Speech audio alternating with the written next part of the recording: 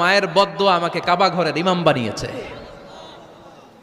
লন্ডনে একটা কনফারেন্সে উনি ইন্টারভিউ দিচ্ছিলেন, তো ওনাকে বলা হলো কাবার সব ইমাম সাদা ইমাম, আপনি কালো মানুষ কেমনি ইমাম হইলেন?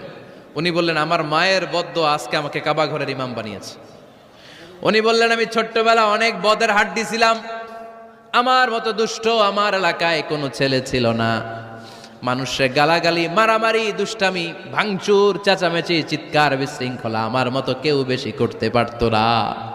কিন্তু আমার মা ছিল অনেক বড় আল্লাহওয়ালা। আমার মা জানতেন আল্লাহর কাছে দোয়া করার কত বড় পাওয়ার। আমার মা যখন আমার উপর রেগে যেতেন, আমার মা জানতেন রাগের মাথায় বদদোয়া দিলে বদদোয়া কবুল হয়ে যাবে।